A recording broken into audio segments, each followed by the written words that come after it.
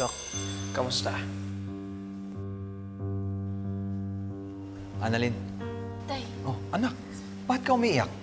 May nangyari bang masama sa lolo mo? At wala po. Nalulungkot lang po talaga ako kasi hindi pa po gumigising si Lolo eh. Lynette! Ay! Chang, sorry po. Actually, Annalyn, may point naman si Moira eh. I don't compare mothers. Kasi kanya-kanya naman yan eh. Everyone tries to be the very best they can be. The bad part is, I think I'm the worst of the lot.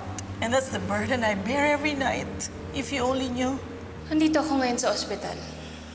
What happened? Nakita mo ba siya? Yes. Pero how I wish na siya'y nakahiga doon sa ICU at nag-aagaw buhay. I miss you so much, Papa. Huwag mo kaming iwan. Paano, anak? Makakasama mo na siya. Sino pong tinutukoy ninyo, Papa? Papa?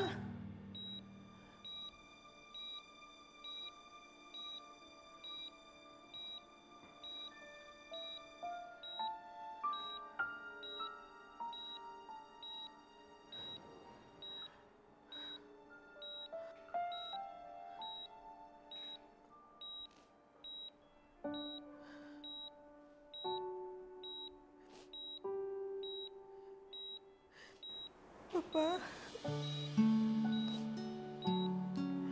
Ano pong ibig niyong sabihin sa panaginip ko? Sino po yung tinutukoy ninyo?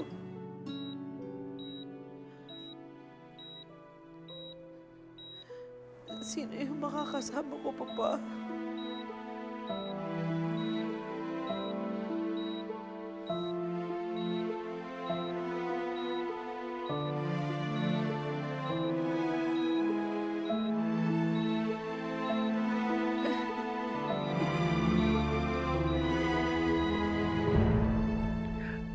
Alam mo ba, hindi ako dati nasasaktan sa mga rumble dun sa may labasan.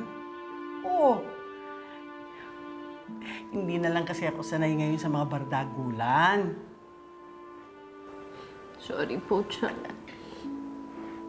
Sorry po talaga, hindi ko po sinasadya. Akala ko po kasi may masasamang tao po ulit. Naalala ko lang po yung mga pumasok po dun sa bahay. Sorry po. Naaalala mo ba dati nung maliit ka pa? Mahilig kang gumawa ng mga eroplanong papel? Galit na galit ako sa iyo noon dahil lagi mong sinisira yung mga comics ko sa paggawa ng mga eroplanong yan. Naalala ko, pagka gumagawa ka ng eroplanong ganyan, tuwan-tuwa ka. Enjoy na enjoy ka. Nakanta-kanta ka pa. Madalas nga hindi mo na tuloy naririnig pagka inuutusan kita. Gusto mo, gawa tayo ng eroplano? Ho? Oo, para maiba naman yung iniisip mo. Ano? Tara.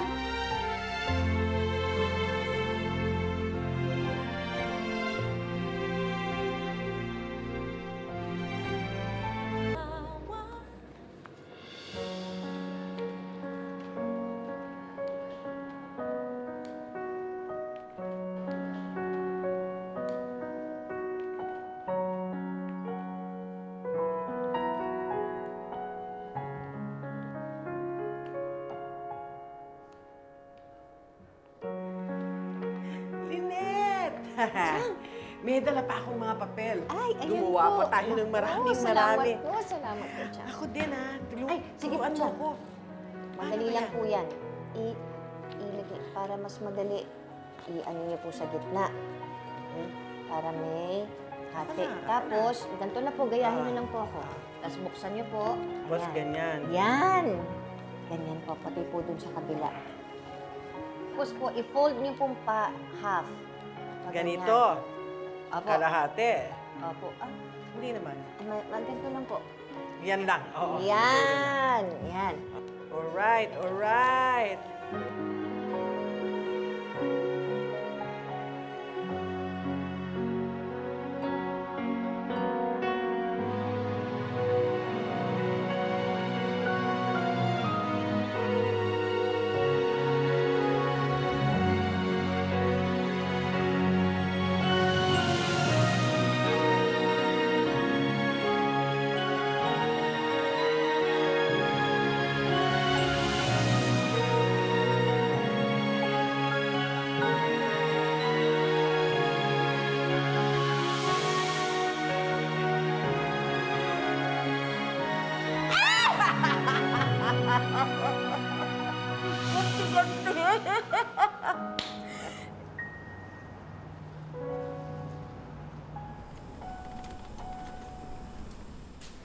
Annalyn, nakatulog ka na ba?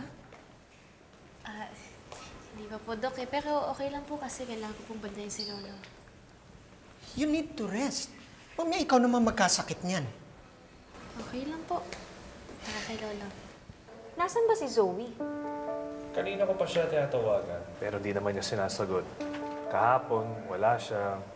And also today. So I'm guessing may sakit siya. Sa bagay, kung minumulto ka ba naman ng lolo mo, hindi ka ba magkakasakit? Teka, paano mumultuin si Zoe? Buhay pa naman Sir Pepe. Di ba, Annalyn, ganun yung nangyari sa ninang Diyosa mo? Ang kaibahan nga lang, namatay talaga yung ninong mo. Siguro, coping mechanism na yun. Sa totoo lang, nagigilty nga ako kasi napagbibintangan namin si Zoe sa nangyari kay Lolo. Kaya nga, pakiusap ko sa inyo, kapag nakita niyo siya, huwag niyo na siyang asarin na. Kasi kailangan talaga nila ng karami ngayon. Ang bait mo talaga, Annalyn. Inaaway ka na nga ni Zoe. Iniisip mo pa rin siya.